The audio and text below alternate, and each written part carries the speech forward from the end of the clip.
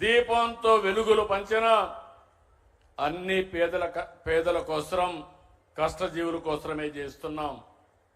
263 అన్నా క్యాంటీన్లు ఏర్పాటు చేశాం.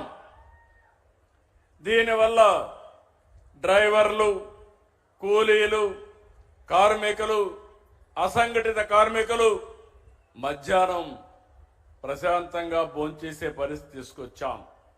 లేకపోతే మీరు సంపాదించే డబ్బుల్లో సగం హోటల్ ఖర్చుకే సరిపోయే పరిస్థితి వచ్చేది.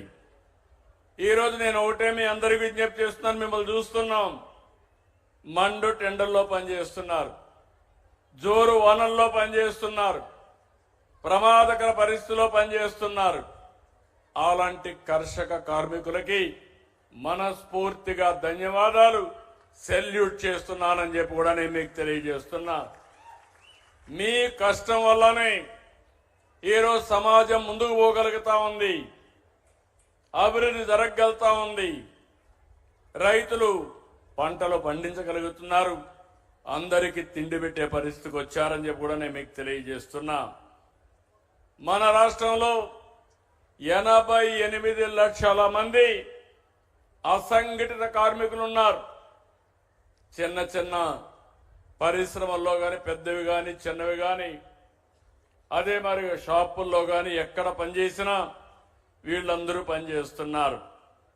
వీళ్ళందరి కోసం ఈరోజు చూస్తే దగ్గర 615 కోట్ల రూపాయలు మీ కార్మిక సంక్షేమానికి ఖర్చు పెట్టే పరిస్థితికి వచ్చాం. ఈరోజు నేను ఇక్కడ చూశాను ఒక మంచి కార్యక్రమం, లేబర్ అడ్డా. తెల్లవారితో వస్తారు, పని దొరికితే పనికి వెళ్తారు, పని దొరకకపోతే మధ్యాహ్నం వరకు వెయిట్ చేసి మళ్ళా ఇంటికి వెళ్తారు. ఇలాంటి సంఘటనలు చాలా ఉన్నాయి. వర్షం వస్తే షెల్టర్ లేదు, ఎండ వస్తే ఎండలోనే ఉండాలి. అలాంటి సందర్భంలో ఈరోజు ఆలోచించింది, లేబర్ అడ్డా కింద మంచి అకామిడేషన్ కట్టి ఎవరికి మనుషులు కావాలన్నా వాళ్ళు నేరుగా ఫోన్లో తెలియజేస్తే ఈ అడ్డా నుంచి మన కార్మికులకు అక్కడ పంపించే పరిస్థితి. ఇంకొక విషయం కూడా నేను మీ అందరికీ ఒకటే చెప్తున్నాను, ఈరోజు రోజులు మారాయి. ఒకప్పుడు శారీరకంగా కష్టపడేవాళ్ళం, ఇప్పుడు తెలివితేటలతో పనిచేయాలి. ఒకప్పుడు గట్టిగా తవ్వేవాళ్ళం, వ్యవసాయం కూడా మడకలు దున్నేవాళ్ళం. నారు మళ్ళీ వేయాలన్నా పాత రోజులు, నేను కూడా రైతు కుటుంబం నుంచి వచ్చాను కాబట్టి రైతు సమస్యలు తెలిసిన వ్యక్తిని, వాళ్ళ కష్టం తెలిసిన వ్యక్తిని మరొకసారి మీ అందరికీ తెలియజేస్తున్నా.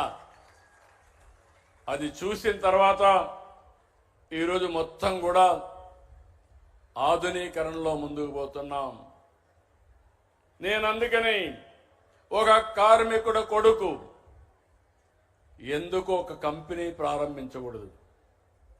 ఒక కార్మికుడు శారీరక కష్టం కాకుండా ఆలోచన విధానంతో మార్పు వచ్చి అలాంటి నైపుణ్యాన్ని నేర్పించి ఆధునిక పనిముట్లు అతనికి అప్పచెప్తే ఇప్పుడు చేసే పని కంటే 2 3 రెట్టింపుగా పని జరిగే పరిస్థితి వస్తుంది.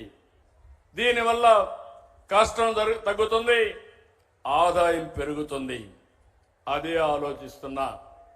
అదే లేబర్ మినిస్ట్రీ చెప్పాను, కమిషన్ చెప్పాను, ప్రపంచంలో ఉండే ఆధునిక పనిముట్లు తెప్పించండి. అవసరమైతే కొన్ని కంపెనీలను ఎంగేజ్ చేయండి. కన్స్ట్రక్షన్ కంపెనీలు కానీ, అదే మరి పరిశ్రమలు కానీ ఎంగేజ్ చేద్దాం.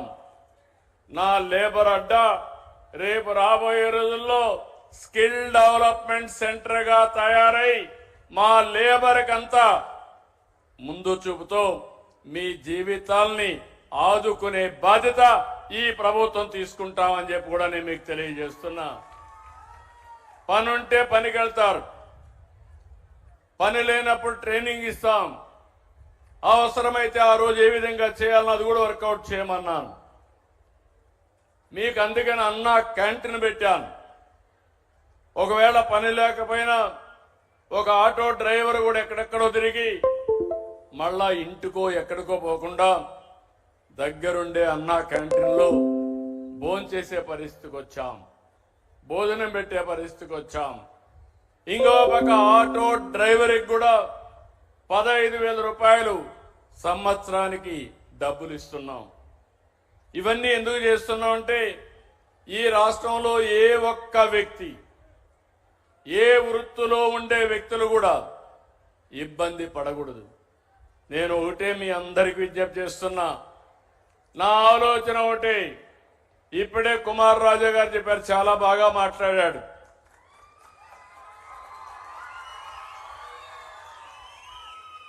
మాటలకు అభినందనలు, కానీ ఇప్పుడు మీరు చెప్పండి, బాగా పని చేస్తున్నాడా? పని చేస్తున్నాడు, చేలు పైకి ఎత్తండి. ఓకే, ఈరోజే ప్రారంభించాను. మీటింగ్లో అడగడం మా ఎమ్మెల్యే ఎట్లా పని చేస్తున్నాడని. మీరు చేతులు ఎత్తకపోతే ఎమ్మెల్యే కరెక్ట్ చేసుకోవాలి. ఎమ్మెల్యే కరెక్ట్ చేసుకోకపోతే మీ తరపున నేను ఉంటాను తప్ప ఎమ్మెల్యే తరపున నేను ఉండనని మరొకసారి మీ అందరికీ తెలియజేస్తున్నా. కుమార్ రాజా తెలుగుదేశం పార్టీ కుటుంబ సభ్యుడు. వాళ్ళ నాన్న మీకు అందరికీ ఐడియా ఉంది.